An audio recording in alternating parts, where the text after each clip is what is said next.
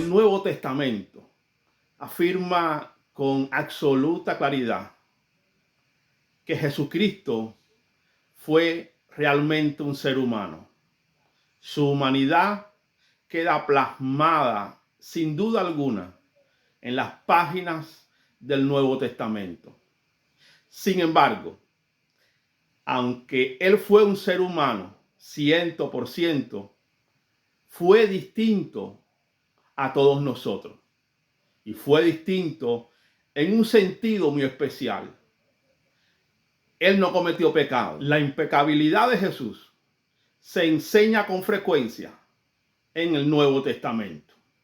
Cuando haces un recorrido por esta sección de la Biblia, te encuentras con que en los primeros años de su vida era un adolescente, y dice allí el registro bíblico que él, el Señor, progresaba, crecía en sabiduría y en gracia. Esto es una sugerencia de que el Señor no cometió pecado. Cuando él iba a comenzar su ministerio público, estuvo ayunando como 40 días. Estaba en el desierto y el enemigo Satanás vino a tentarle, y lo hizo repetidas veces, pero no logró sus objetivos. El Señor venció la tentación, no cedió al engaño y a las demandas del adversario. Esto es una prueba más de que Jesús fue sin pecado. Podemos añadir que los evangelios sinópticos tampoco registran evidencia alguna que Jesús haya pecado de alguna forma. Y esto es un poderoso argumento que sustenta el tema que hemos estado compartiendo.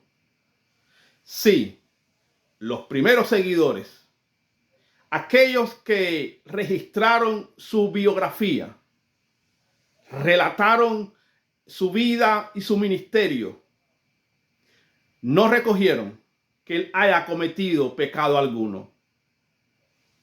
Esto nos hace pensar que no estamos equivocados cuando decimos sin temor que Jesús fue sin pecado. Si seguimos revisando el Nuevo Testamento, encontraremos muchas más evidencias. Cuando uno llega al libro de los Hechos, por ejemplo, ahí se va a encontrar expresiones similares como estas: santo y justo. Expresiones que se le atribuyen al Señor Jesús. Por ejemplo, en el capítulo 3 de Hechos se registra la sanidad de un cojo por Pedro y Juan. Cuando se le pide razón de este milagro realizado, Pedro tomó la palabra y les dijo a los presentes, entre otras cosas: ustedes negaron, ustedes crucificaron nada más y nada menos que al autor de la vida, al santo y al justo. Para Pedro y el resto de los primeros seguidores y apóstoles, Jesús, el Señor de ellos y el nuestro, era sin pecado. Si todavía quedara alguna duda de esto que estamos hablando, cuando uno escucha lo que registró el autor de los Hebreos, queda totalmente convencido.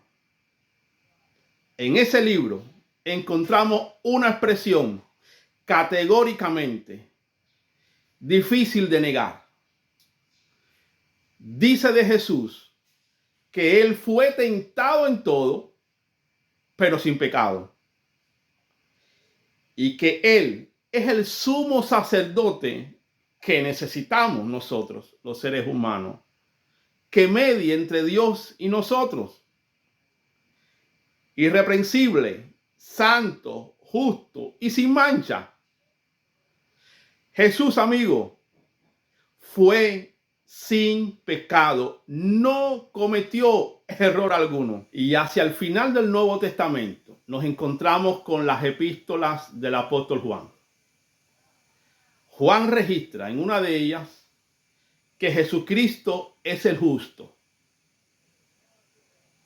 hablando de que si cometemos pecado, si fallamos de alguna forma nosotros, abogado tenemos para con Dios el Padre, y menciona quién es ese abogado que nos defiende y está acá por la causa nuestra. Y dice así: a Jesucristo el justo. No hay duda, Jesucristo fue realmente un ser humano sin pecado. Y esta es una de las grandes verdades sobre la cual reposa la fe cristiana. Después de haber recorrido el Nuevo Testamento y revisar las evidencias de la impecabilidad de Jesús, hay una pregunta que se impone. Y es la siguiente: ¿cuál es la implicación de que Jesús sea santo, justo, sin pecado y sin mancha para nosotros que sí cometemos errores? Hay tres grandes implicaciones que quiero que pienses en ellas.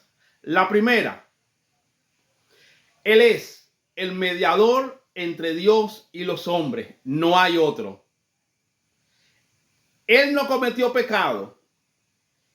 Y en virtud de esa gran verdad, Él es el mediador. No hay otro que pueda mediar entre tú y Dios. Si quieres y tienes el ánimo y el deseo y la decisión de buscar a Dios, no puedes ir hacia Él buscando otro camino que no sea Jesucristo. Lo segundo, Él es tu ejemplo perfecto a seguir. No sigas a hombre alguno. Todos hemos fallado. Pero Él es el justo, el abogado que tú necesitas. Y por cuanto no cometió pecado, puede redimir a los que sí lo han cometido, puede salvarlos y puede tener misericordia y compasión, mostrando su redención y efectuando su rescate eficaz por ellos. Así que aquí está la aplicación. Sigue el ejemplo de Jesús, deja que te salve y no vengas a Dios buscándole por otro medio que no sea Jesucristo, el Señor.